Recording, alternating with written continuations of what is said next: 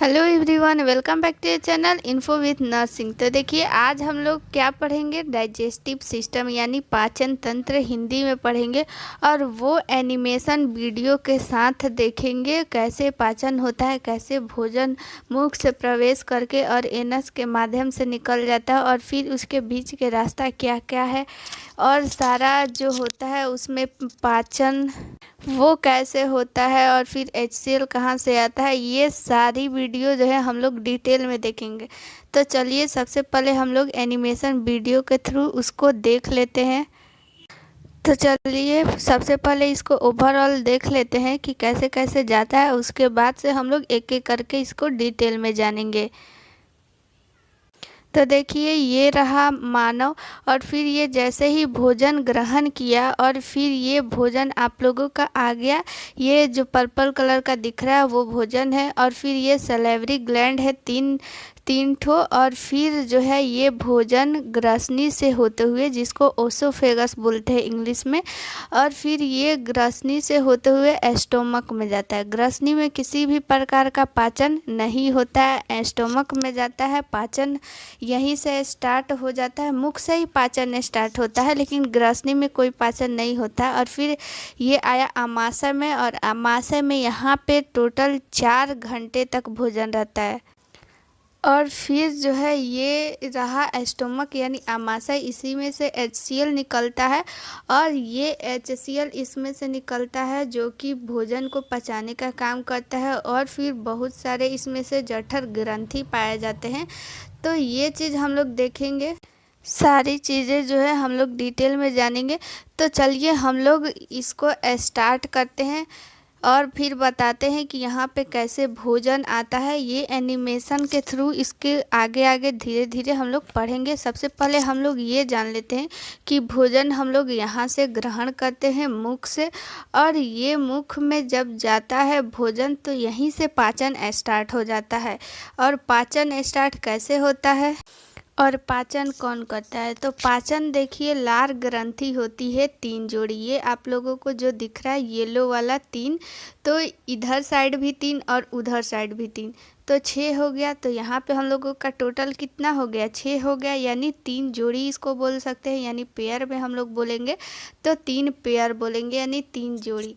तो अगर हम लोग बात करें कि प्रतिदिन कितना लार स्रावित होता है, तो प्रतिदिन हम लोग का लगभग में 1.5 लीटर लार स्रावित होता है, ठीक है। और ये जो होता है हम लोगों का, ये इन तीनों ग्रंथियों का नाम क्या है, तो ये होता है पैरोटिड ग्लैंड, यानी कि पैरोटिड ग्रंथि इसको हम लोग बोलेंगे।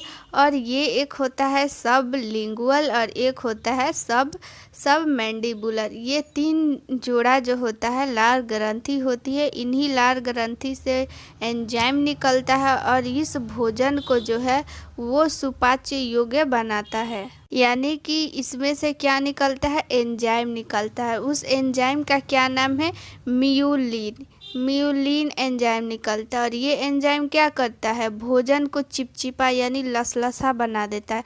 जब भी आप लोग ध्यान दिए होंगे कि जब भी हम लोग भोजन ग्रहण करते हैं तो वो जब हम लोग दांत से जब कुचलने लगते हैं तो वो जो होता है लसलसा टाइप का भोजन हो जाता है। क्योंकि जब वो लसलसा टाइप का हो जाएगा यानी चिपचिपा भोजन हो जाएगा तो हमें निगलने में उस भोजन को क्या हो जाएगी, आसानी हो जाएगी, जिससे हम लोग को भोजन जो है आसानी से निगल पाएंगे और आगे के रास्ता में भी वो अच्छे से आगे बढ़ पाएगा।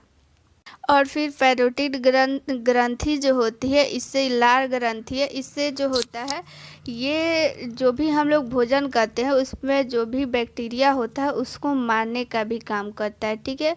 तो ये रहा लार ग्रंथि, ठीक है। लार ग्रंथि पाचन जो होता है पाचन करने में सहायता करता है, यानी पाचन करता है, ठीक है। और बात करते हैं दांत, तो दांत हमारे पाचन करने में सहायता करता है। पाचन कौन करता है, लार ग्रंथि, लेकिन सहायक कौन करता है, दांत। क्योंकि दांत जो होता है भोजन को छोटे छोटे टुकड़ों में वो काट देता है, छोटे छोटे टुकड़ों में कन्वर्ट कर देता है, तभी वो आगे बढ़ पाएगा। नहीं तो जब वो भोजन को नहीं काटेगा तो ये जो होता है भोजन आगे नहीं बढ़ पाएगा। तो अगर हम लोग बात करें कि सहायक अंग, तो ये दांत और जीभ जो होता है, ये हमारे जो पाचन तंत्र है उसमें सहायक अंग हो जाता है दांत, ठीक है, और जीभ। इसमें दांत में भी 4 प्रकार के दांत होते हैं, इंसाइजर, कैनाइन, प्रीमोलर और मोलर। तो दांत पे भी एक वीडियो आ जाएगा क्योंकि ये इम्पोर्टेंट है, पूछता है कि प्रीमोलर का क्या काम है। इसका हिंदी और इंग्लिश दोनों उसमें बताया जाएगा डिटेल में, कितना कौन सा दांत होता है, इम्पोर्टेंट है, पूछा जाता है कि।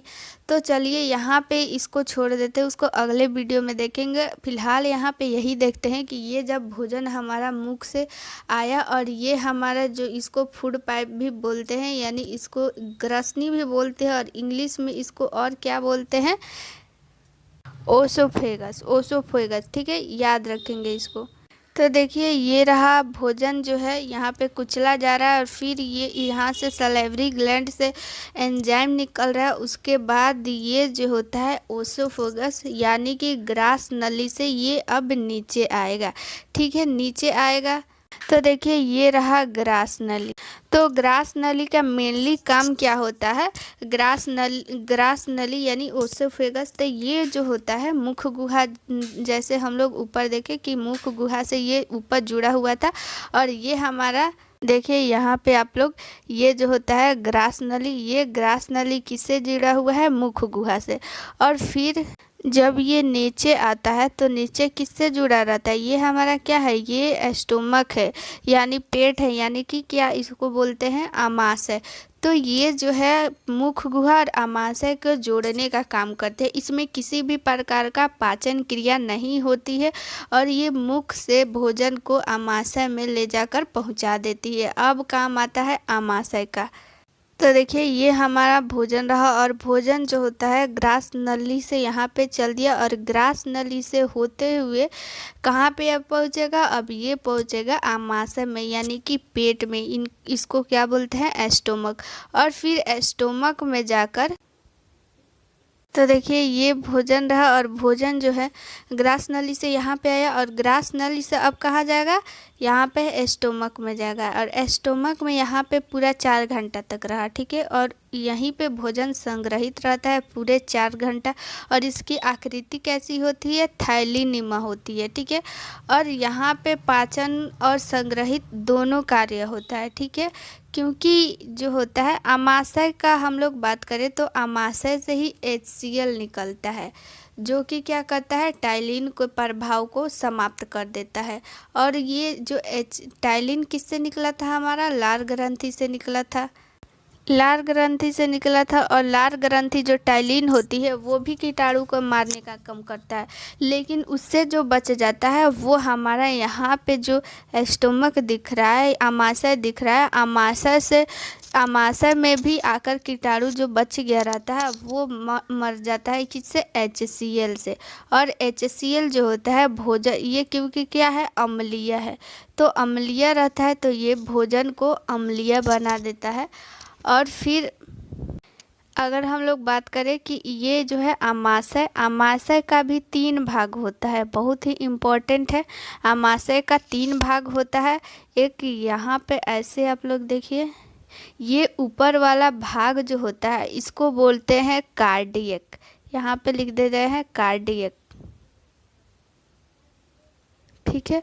और ये बीच वाला जो भाग होता है वो होता है फंडिक, फंडिक हो गया। और ये लास्ट वाला जो होता है वो होता है पाइलोरिक, ठीक है, इसका नाम क्या है, पाइलोरिक। इसी फंडिक में जो होता है वो होता है रूजी।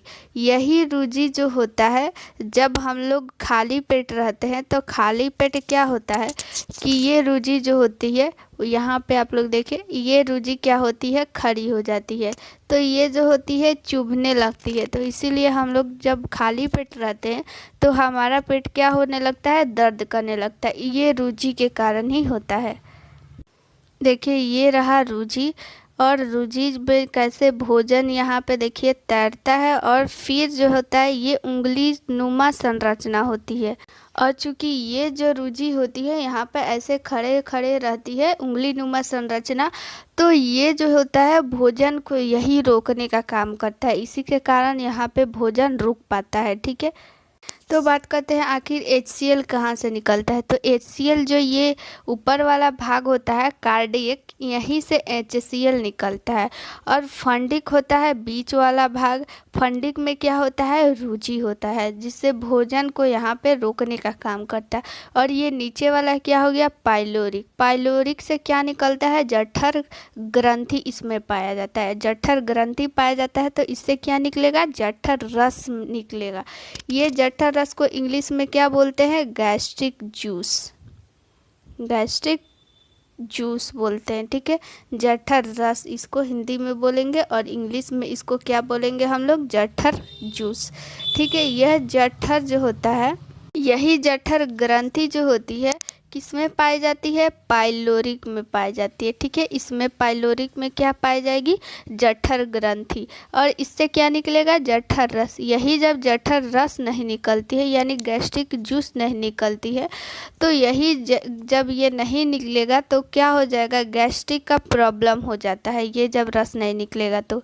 और ये जठर रस में क्या पाया जाता है, रेनिन पाई जाती है। रेनिन और पेप्सिन पाया जाता है। रेनिन जो होता है वो दूध को दही में बदल देता है, जिससे कि दूध आसानी से पच सकता है। हम लोग ये कह सकते हैं कि रेनिन और पेप्सिन जो होता है वो प्रोटीन को पचाने का काम करता है। और वो कहाँ से निकलता है, रेनिन और पेप्सिन, ये नीचे वाला जो भाग होता है पाइलोरिक, ये पाइलोरिक इसी से निकलता है, ठीक है। इतना चीज़ आप लोग को समझ में आया होगा। तो हम लोग आगे बढ़ते हैं। तो देखिए ये हो गया हमारा स्टोमक यानी आमाशय। आमाशय में क्या हो गया, भोजन आ गया। और आमाशय से अब भोजन कहाँ पे जाएगा, अब जाएगा भोजन छोटी आंत में, ठीक है। यहाँ पे तो पहले 4 घंटा रहता है HCl और इसमें से जठर ग्रंथि ये सब मिल जाएगा और भोजन को क्या कर देता है, यहाँ पे सुपाच्य योग्य बना देता है। उसके बाद से भोजन हमारा छोटी आंत में जाएगा। ये देखिए आप लोग, छोटी आंत, ये बीच वाला जो आप लोग को हिस्सा दिख रहा है ये होती है छोटी आंत। छोटी आंत इसका नाम है, लेकिन ये जो होती है बड़ी होती है किससे, बड़ी आंत से। इस छोटी आंत के भी 3 भाग होता है, ठीक है। छोटी आंत के कितना भाग होता है, 3 भाग। ये एक होता है पक्वाशय, यहाँ पे हम लिख दे रहे हैं आप लोग को पक्वाशय, पक्वाशय, ठीक है, पक्वाशय। इसको इंग्लिश में क्या बोलते हैं, ड्यूडेनम, ड्यूडेनम, ठीक है। और फिर इसको एक, ये सबसे ऊपर वाला भाग हो गया और बीच वाला हिस्सा को हम लोग जेजुनम बोलते हैं, जेजुनम। इसको इंग्लिश में क्या बोलते हैं, जेजुनम ही बोलते हैं, ठीक है। जेजुनम को हिंदी में जेजुनम ही बोलते हैं। और नीचे आ गया इलियम, सबसे नीचे आ गया क्या हम लोग का, इलियम। इसको भी जो है हम लिख दे रहे हैं यहाँ पे इलियम, इलियम, ठीक है। इसको भी हिंदी और इंग्लिश दोनों में इलियम ही बोलते हैं। तो इस चीज़ को आप लोग याद रखिएगा कि छोटी आंत के 3 भाग होते हैं। ये जो होता है इलियम, नीचे वाला भाग होता है ये इलियम जो होती है बड़ी आंत से जुड़ी रहती है, ठीक है। और अगर हम लोग बात करें डेडुनम, ये वाला डेडुनम ऊपर वाला हिस्सा होता है, ये डेडुनम किससे जुड़ा रहता है, ये आमाशय से जुड़ा रहता है, यानी कि स्टोमक से जुड़ा रहता है। और बीच वाला हिस्सा जो होता है वो होता है जेजुनम, ठीक है। और इसमें जो होता है बहुत सारा सहायक अंग भी होता है, जैसे लीवर, पित्ताशय है, आमाशय है। तो ये सारा जो है एक अलग से वीडियो बन जाएगा, उसमें जो है वो भी बहुत इम्पोर्टेंट है। फिलहाल अभी एक ओवरऑल देख लेते हैं कि कहाँ पे क्या चीज़ होता है। तो देखिए ये जो होता है भोजन अभी यहाँ पे कहाँ है, छोटी आंत में। अब आ गई बड़ी आंत में। ये बड़ी आंत में जैसे ही भोजन आएगी तो यहाँ पे सिर्फ और सिर्फ जल का अवशोषण होगा, ठीक है। क्या होगा, जल का अवशोषण। यहाँ पे और जो है इसमें भी भोजन का पाचन नहीं होता है, कोई भोजन का पाचन नहीं होता है। और बड़ी आंत में ही क्या बनता है, विटामिन बी निर्माण होता है, ठीक है। बड़ी आंत में क्या निर्माण होता है, विटामिन बी। और इसका भी 3 पार्ट होता है, सिकम, कोलोन और रेक्टम, ठीक है। सबसे ये नीचे वाला आप लोग का भाग दिखेगा वो हो जाएगा रेक्टम, ठीक है। और सिकम और कोलोन ये वाला हिस्सा हो जाएगा। और ये जो होता है उसके बाद रेक्टम हम इसको मलाशय बोलते हैं, वो इसका लास्ट भाग होता है और मलाशय से भोजन जो होता है वो कहाँ निकल जाएगा, बाहर निकल जाएगा। तो चलिए एक बार इसको आप लोग ओवरऑल और एक बार देख लीजिए। ये रहा आप लोगों का बड़ी आंत, और बड़ी आंत में देखिए ये भोजन कैसे जा रहा है, और बड़ी आंत से ये जो होता है ये अपशिष्ट पदार्थ है। यहाँ पे जो भी अवशोषण केवल होता है, जल का अवशोषण होता है, कोई पाचन नहीं होता है। तो यहाँ पे देखिए जल का अवशोषण हो गया और जो भी अपशिष्ट पदार्थ है वो एक इकट्ठा हो जाएगा और वो कहाँ चला जाएगा, रेक्टम में, यानी कि मलाशय में चला जाएगा। ये चीज़ यहाँ पे आप लोग जूम यहाँ पे कर दिया गया है। तो यहाँ पे आप लोग देखिए कि जल का अवशोषण कैसे हो रहा है और जो भी अपशिष्ट पदार्थ जो है वो कैसे जा रहा है, आप लोग अच्छा से देख लीजिए।